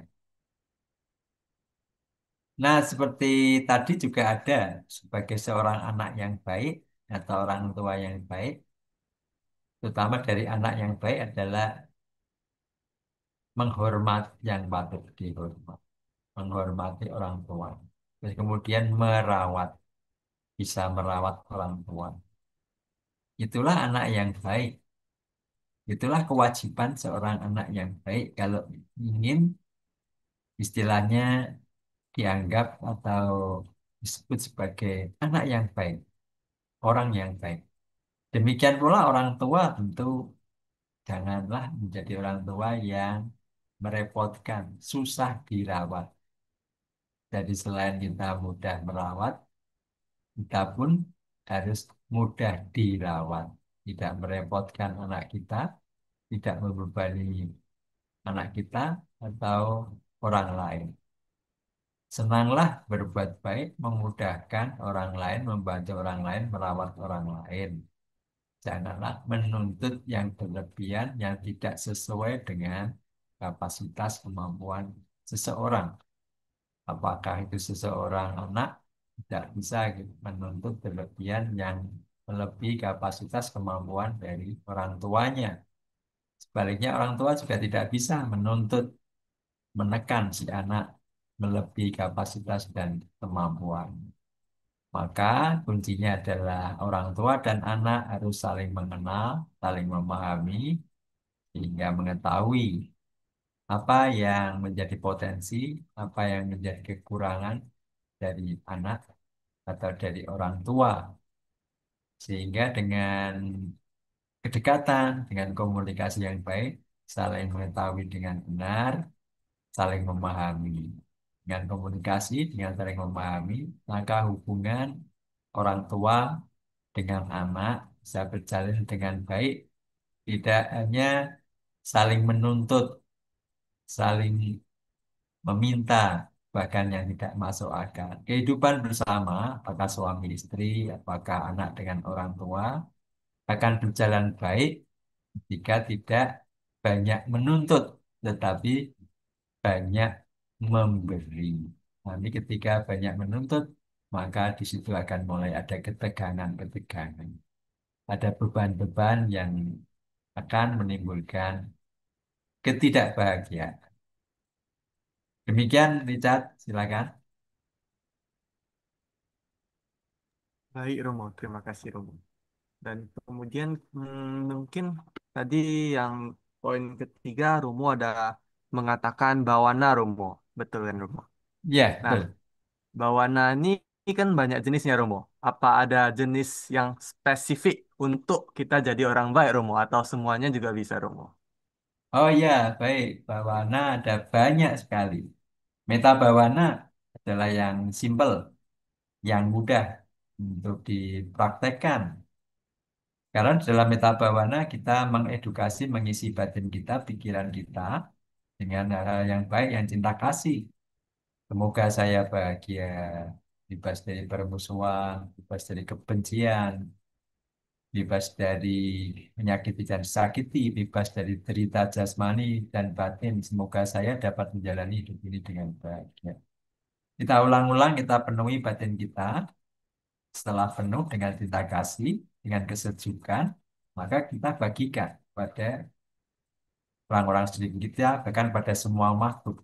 Semoga semua makhluk bahagia, bebas dari derita, bebas dari permusuhan, bebas dari membenci dan dibenci, bebas dari menyakiti dan disakiti, bebas dari derita jasmani, bebas dari derita batin. Semoga semua makhluk dapat menjalani kehidupannya dengan bahagia.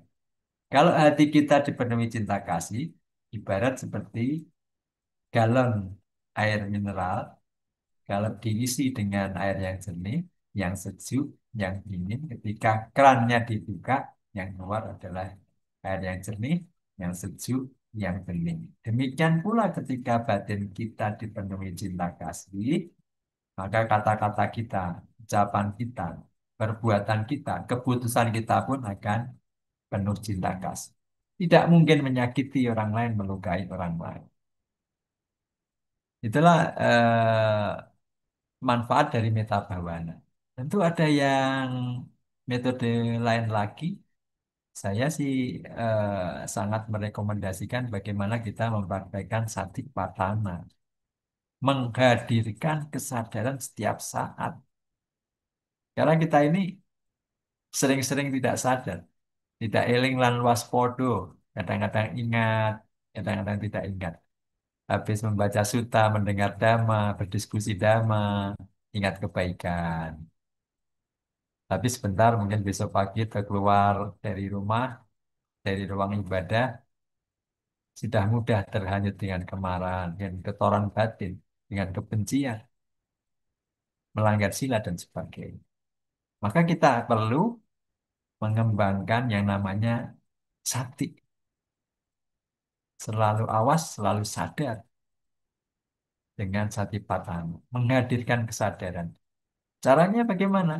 Setiap kali kita melangkah, berbuat, sering-seringlah bertanya, saat ini saya sedang apa? Oh, sedang ingin makan. ingin ke warung. Ketika sampai warung antriannya banyak, timbul kemarahan. Kita tahu. Atau ketika makanannya sudah keluar karena sudah terlanjur marah, seleranya hilang, maka tidak malah tidak dimakan. Kadang-kadang begitu kalau kita sering tidak eling, tidak waspada, tidak ingat, tidak menghadirkan kesadaran. Seringlah melatih di sini dan saat ini. Bawalah pikiran kita, kesadaran kita di sini dan saat ini. Bukan di tempat lain, bukan di waktu lain. Terkadang kita sedang makan, sedang belajar, makanan di depan kita, sendok di mulut kita, tetapi pikiran tidak berada di tempatnya, di makanan, di sendoknya, tapi di tempat lain dan di waktu lain. Mengingat tadi kemarin, menyesali masa lalu, atau melompat, merencanakan nanti setelah makan kemana, dan ke masa-masa yang akan datang. Sering tidak berada di sini dan saat ini. Nah, Satipatthana menghadirkan kesadaran, mengajak kita senantiasa berada di sini dan saat ini. Melatih pikiran kita fokus di sini dan saat ini. Kadang-kadang kita gagal bahagia karena pikiran kita tidak berada di sini dan saat ini. Sedang makan enak di tempat yang sesuai, tetapi pikirannya memikirkan hal-hal yang menderita, memikirkan tagihan hutang, memikirkan yang sedih-sedih, maka kita gagal bahagia. Bukan hanya menderita, kebahagiaan yang harusnya kita dapat dari kenikmatan makanan menjadi bukan kebahagiaan, gagal bahagia. Jadi sangat penting, latihlah satipatthana, menyadari setiap muncul pikiran, perasaan, apa yang kita dengar, apa yang kita lihat, apa yang kita cium bau dari hidung kita, apa yang kita kecap di lidah kita, apa yang menempel di kulit kita, apa yang kita rasakan di otot-otot tulang kita, dan perasaan-perasaan yang muncul. Dan yang lebih penting adalah bentuk-bentuk pikiran. Pikiran yang memikirkan masa lalu, tadi kemarin, menyesalinya, atau pikiran yang merancang, berhalusinasi, berfantasi ke masa depan. Hati-hatilah, latihlah senantiasa untuk berada di sini dan saat ini. Dengan begitu, maka kita tidak akan gagal bahagia, kita akan damai, kita akan tentram hati kita, karena senantiasa bisa tubuh bersama dengan pikiran kita. Berjalan pun hati-hati, tidak sampai terpeleset, tersandung, karena senantiasa waspada dalam melangkah. Berbicara, mengambil keputusan pun, ketika kita terlatih di dalam senantiasa keawasan, kesadaran setiap saat, dalam satik, maka keputusan kita, langkah kita, ucapan kita pun akan menghasilkan ucapan dan keputusan yang baik dan bijaksana. Jadi latihlah meditasi apapun itu, meditasi Buddhis, utamanya adalah meditasi yang dinamakan sebagai cita bawana. Meditasi Buddhis adalah cita bawana, mengembangkan pikiran-pikiran yang baik tentunya. Kembangkanlah pikiran-pikiran yang baik, cita yang baik, yang penuh kasih, penuh cinta kasih metta, penuh belas kasihan karuna, penuh toleransi, penuh simpati empati, mudita. Kembangkanlah itu. Meditasi yang mengembangkan hal-hal yang baik. Tadi metta bhavana termasuk mengembangkan sifat-sifat yang luhur, mengembangkan cita yang baik. Itulah meditasi Buddhis, cita bhavana. Dan sebaliknya, cita bhavana adalah menekan, memotong loba dosa dan moha, kekotoran-kekotoran batin kita. Itulah yang dinamakan meditasi Buddhis.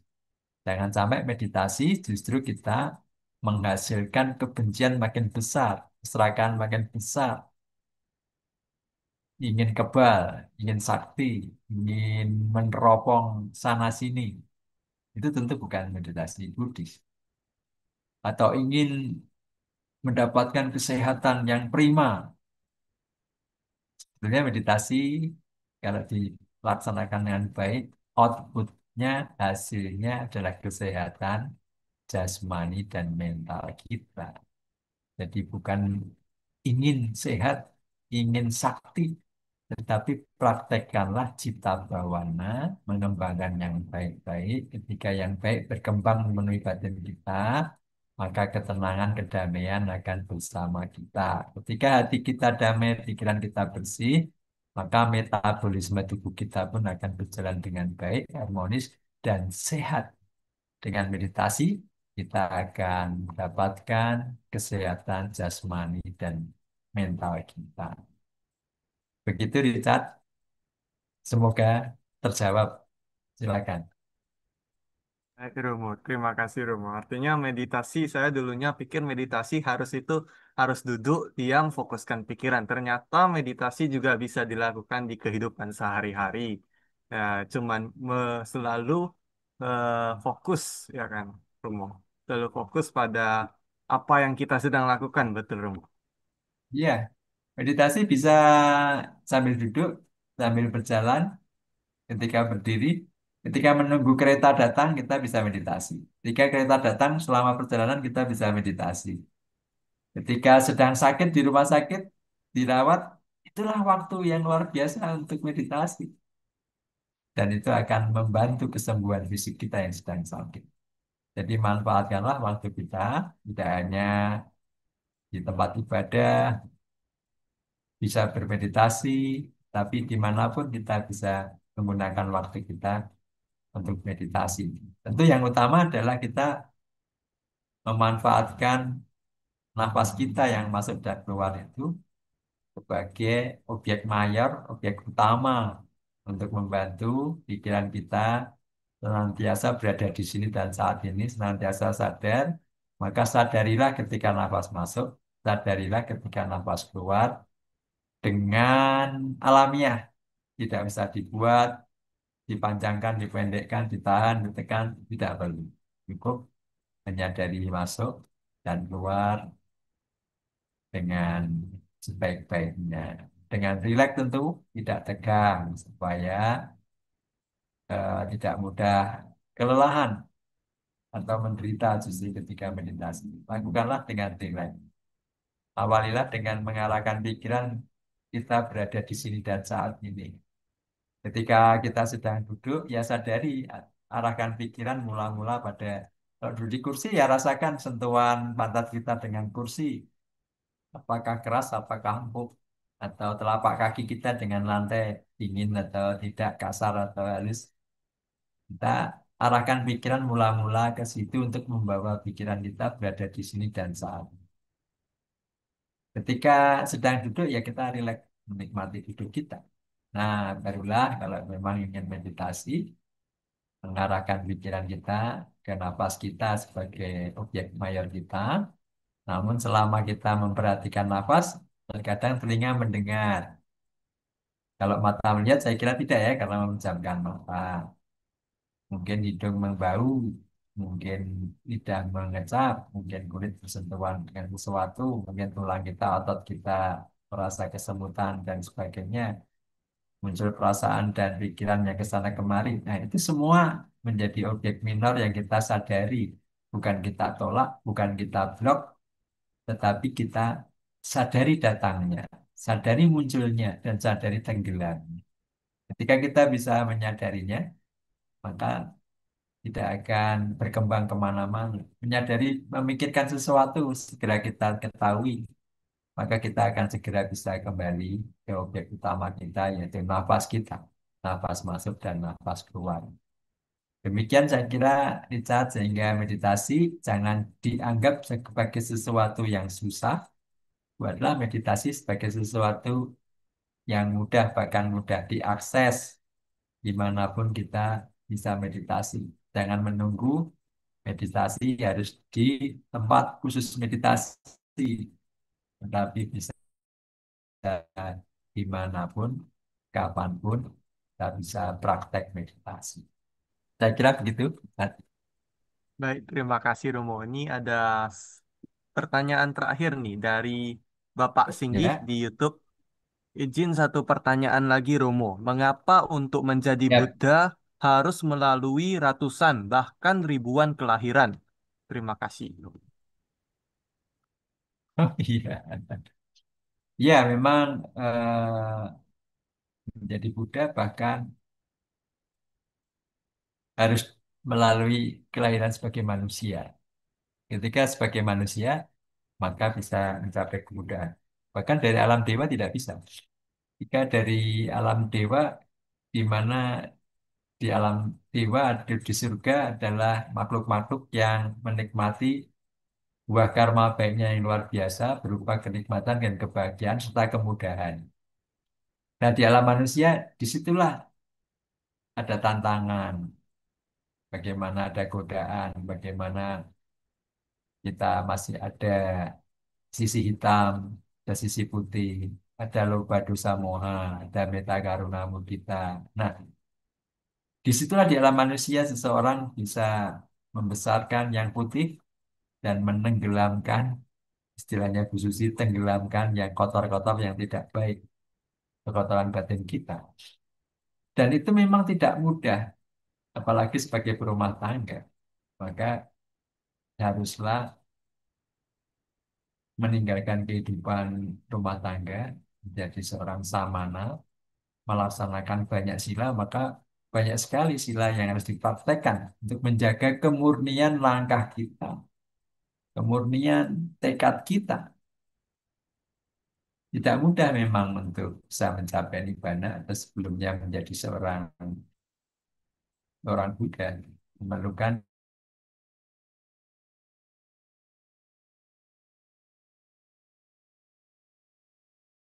seperti tadi yang petapa Sumana, tekadnya jauh, sangat sangat jauh di masa yang melampau, yang sangat jauh.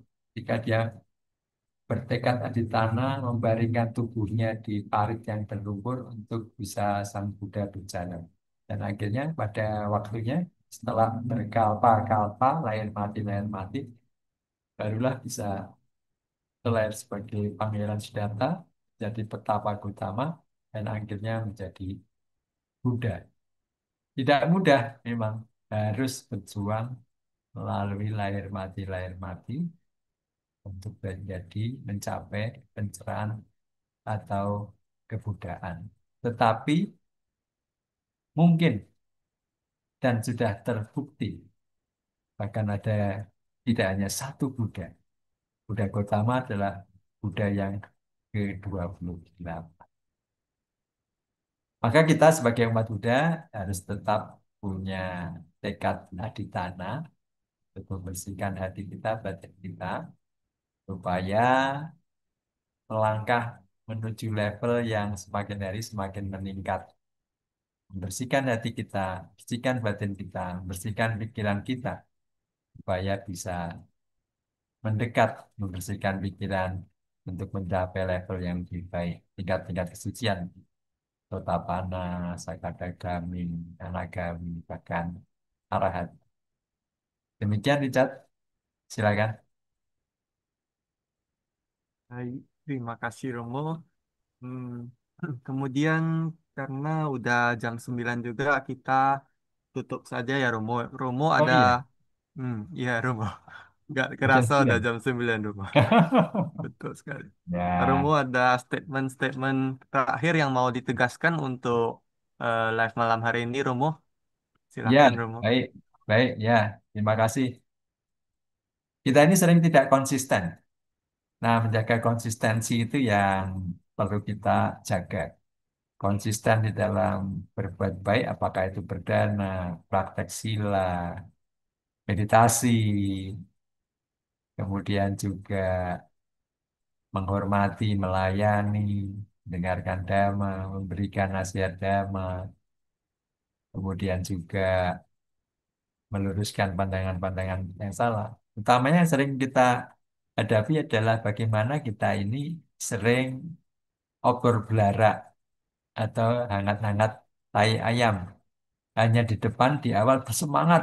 Saya ingin berdana, saya ingin meditasi.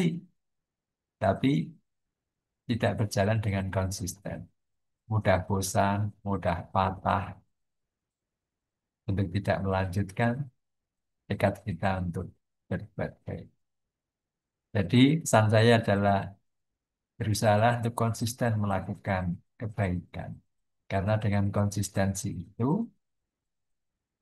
kita akan bisa menaikkan level kehidupan kita menjadi lebih baik. Terima kasih. Semoga bermanfaat. Kalaupun ada kekurangan atau ketidaksempurnaan, saya memohon maaf. Tapi semoga apa yang kita bahas malam hari ini menjadi berkah kebaikan bagi kita semua. Makasih Romo atas dhamma desananya. Semoga Romo sehat selalu Romo. Eh, Romo boleh tolong pimpin pelimpahan jasa Romo, Pati Dana untuk Ya, kita Romo. Terima kasih Romo. Richard, saya juga terima kasih sudah dipandu untuk acara yang sangat baik pada malam hari ini. Saya mengucapkan terima kasih anumodana kepada Romo Teddy dan semua dari Dhamma Meta Jember, dari Dhamma TV yang sedang memberi kesempatan pada saya senantiasa rutin untuk ikut berkontribusi mengisi acara Dhamma Sakaca online sampai hari ini malam. Baik, saya akan memimpin Dana pelimpahan jasa. Semoga apa yang kita lakukan akan membuahkan kebahagiaan bagi kita dan bagi leluhur-leluhur kita.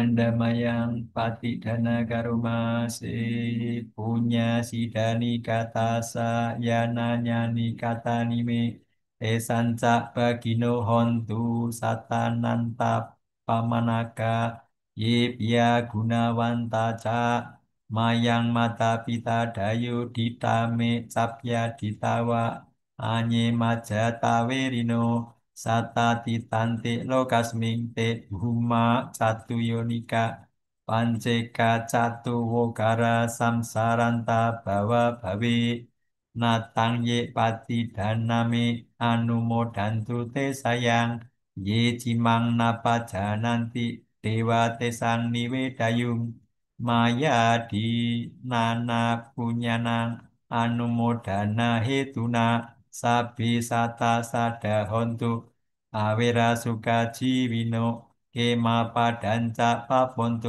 te sasasi jatang suba sadu sadu sadu.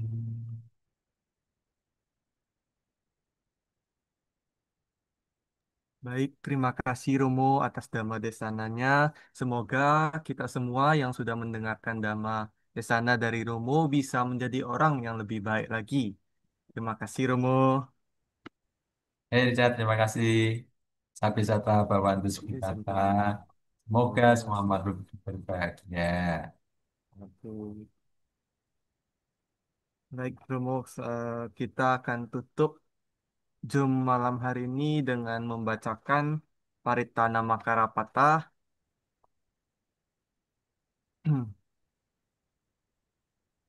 Arahang sama sambuddho bhagawa buddhang bhagawantang abhiwademi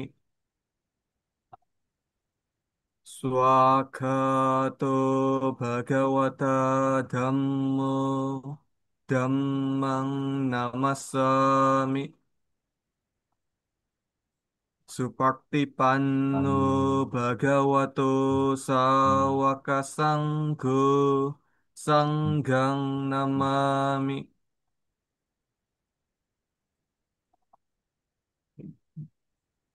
Baiklah, selanjutnya kita akan ada sedikit informasi yang akan ditampilkan di sini di live hari ini. Terima kasih.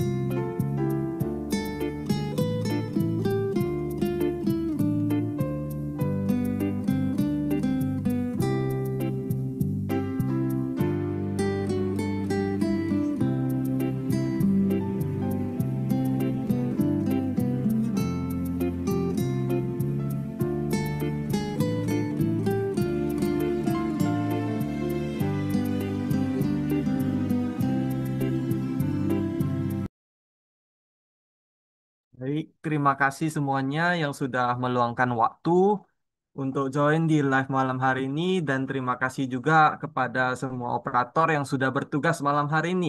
Terima kasih semuanya, semoga kita bertemu lagi lain waktu. Terima kasih.